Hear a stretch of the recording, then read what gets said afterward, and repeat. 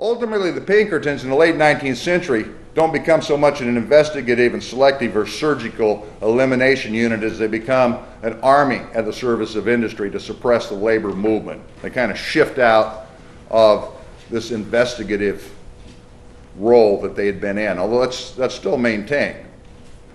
But they got this industrial army. But in the process of maintenance, they do things like insert provocateur by the name of McParland into the Molly Maguires in the coal fields of Pennsylvania, set up the Molly Maguire leadership to appear to be engaged in an assassination program. It's never really been established that they were, although reputedly that was the nature of the organization. The guy provided them the plan, provided them the dynamite, provided them a bunch of other things, and then arranged to have the mining police surround the site where the action was to occur, had them all arrested. Then the mine owner serves as the judge of the trial, and you got this mass hanging and elimination of autonomous labor entity in the 1880s. Now, use of provocateurs and infiltrators is a standard technique of counterintelligence as well. So well before the establishment of the FBI, you got the inventory and the focus and the sets of relationships that mark the FBI in this country. That's in the 19th century. When they ultimately create what's called the Bureau of Investigation in 1913, guess who they hire to staff it? They're no longer retaining this private sector entity called the Pinkerton Detective Agency. They are retaining, or they are creating an investigative entity within the Justice Department, but who are they going to hire to staff it? Pinkerton personnel. And ultimately they have it directed by the head of the Burns Detective Agency, who is the head of the investigative agency of the Justice Department of the United States, while he's still running a private sector enterprise having to do with the same kinds of operations. And this kind of cross-pollination is something that's still with us today as well. They bring in this private sector repressors, would that be the correct word? Bringing them in to staff the federal operation. They create that on the basis of Pinkerton and Burns Detective Agency personnel, but after a period of time, the thing begins to get rolling, and ultimately J. Edgar Hoover's taking personnel in off the street, training them as FBI agents, and then at a certain point of development in their career, a certain degree of competency attained, he negotiates them into positions in the industrial sector, running security services for various enterprises. Now, that serves a couple of purposes that we're still living with. See, nominally at least, the police are accountable to a set of standards and so forth because they're a public agency. Entities like Wackenhut, on the other hand, are not. And you've got a lot more Wackenhut cops out there than you actually got civil police.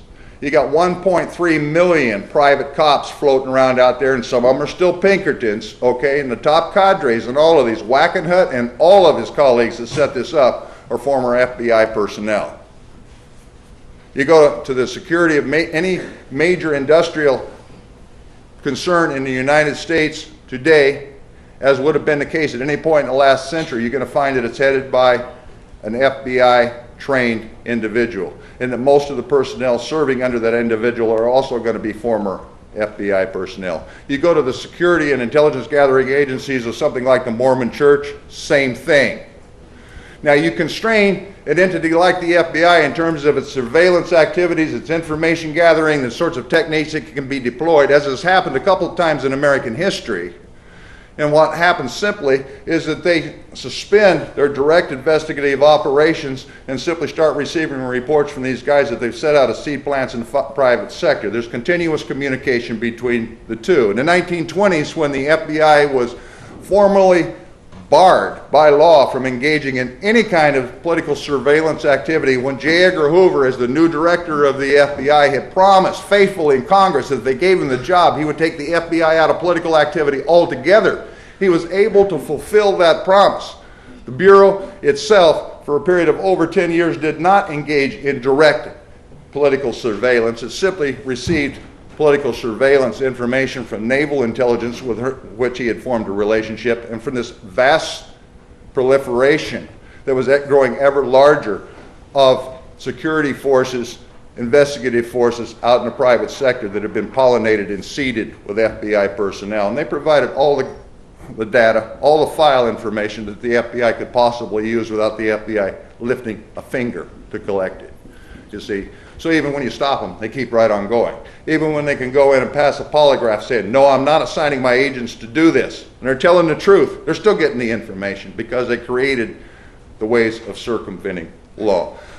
Meaning that their commitment to this has been unswerving throughout the history of the agency. And the provision was made to keep anything from blocking that trajectory of repression been assigned to the Bureau at its inception, embraced, cultivated, grown, reinforced, developed, perfected. Bureau started in 1913. It really gets on the map with what I call the slacker raids, and that was using the American Protective League coordinating its activities to run around and grab young men off the street, several thousand of them in one afternoon, to demand to know why they weren't in military uniform and demand proof that they had registered with Selective Service for the draft and so forth. And that was the warm-up, okay? That was to see if the system worked for what they really had in mind. What they really had in mind was the Palmer raids that occurred a year later. And the Palmer raids were a roll-up, lock, stock, and barrel of the anarchist and anarcho-syndicalist movement that was quite pronounced in the United States at that time. You had approximately 15,000 people arrested overnight, all of them arrested on the basis of nothing other than that they were recent immigrants to the United States. They were held until they could be sifted out. What they were sifting them for was to find out if they had any sort of an affiliation to a radical organization in their old country, if they subscribed to an anarchist magazine, and so forth. And those that were found to have these kinds of alignments were considered undesirable on the face of it, no hearing required. They were all put on a boat and transshipped, not to the countries of their origin, but to Russia. Now, there were a few Russians on that, but you're talking Southern Italians, you're talking East Europeans of non-Russian origin, you're talking Greeks, you're talking a few Germans. All of them go to Russia because by 1919, you've already had the Bolshevik Revolution, and we'll need to keep all these people in one place. This is a totally arbitrary, and obviously political maneuver. Theoretically, the FBI did not engage in much political activity thereafter for a period of almost 20 years. Theoretically, that's the way the standard histories read, but the standard histories don't read as consequential movements of, say, African American people. Because during the 1920s, the FBI's main focus was on something called the United Negro Improvement Association, and its leader, a Jamaica immigrant by the name of Marcus Garvey. And UNIA, well, had some things in common with the Black Panther Party, had some things in common with the Nation of Islam, had some things in common with several other organizations, but aside from having things in common with them, it had its own blend and happens to have been, to this day, the largest mass organization of black people in the United States history, ever. And Garvey was targeted for technical stock manipulation, sent to maximum security prison, Atlanta, Georgia, and ultimately deported back to Jamaica, ended up in Africa, broke the back of UNIA, the organization came apart, and that was exactly what Hoover wanted, and had been wanting for a long period of time. 1918, there's a very interesting memo that's reproduced in one of the books that's available over here, COINTELPRO papers. This is on first investigation by this young file clerk come anti-radical bureau head named J. Edgar Hoover, when he says, we've conducted an investigation of Mr. Garvey and his activities, and unfortunately, we couldn't find that he's in violation of any law. So you expect him to go on to say, we're going to wrap up the investigation. However, that's his word, not mine. However, if we continue the investigation, undoubtedly we'll eventually find something. And eventually, being 7 years later, they did find that technicality.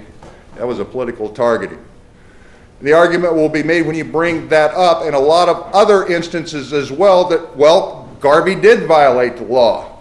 So you may not like the severity of the dispensation of punishment, but by God, he violated the law, so he got what was coming to him. Well, there's a little principle, constitutionally speaking, in the United States that has to do with equity before the law.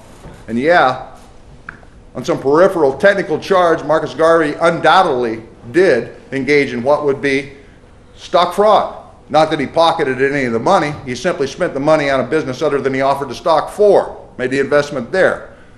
The stock offering was made for a company that was solvent. He put the money into an insolvent company. Okay? That's the nature of the offense. He went to prison for it. On the other hand, you got this other guy whose name may resonate. It was Joe Kennedy. Anybody ever heard of Joe Kennedy? Father of a late president? Yeah, Joe Kennedy, whose manipulations of the stock market based on money that he had made being in consort with Meyer Lansky and other bootleggers in New York City led in large part, or significant part, or at least tangible part, to the collapse of the stock market in 1929. Now you're talking about engagement in fraud big time. And what was it they did to Joe? Well, they hired him in the Treasury Department to write laws to prevent people from doing what it was that he did. Let him keep the money, and as a reward, when he was done drafting the legislation, made him the first Irish ambassador to the court of St. James. A little different from the punishment meted out to Marcus Garvey, wouldn't you say? The difference being maybe a matter of complexion. You see, J. Edgar Hoover, aside from disliking radicals with a certain unadulterated intensity, had this little thing about skin tone and other physical characteristics that did not match his own, which is why he referred to Martin Luther King, for example, with the genteel nickname of the Burrhead.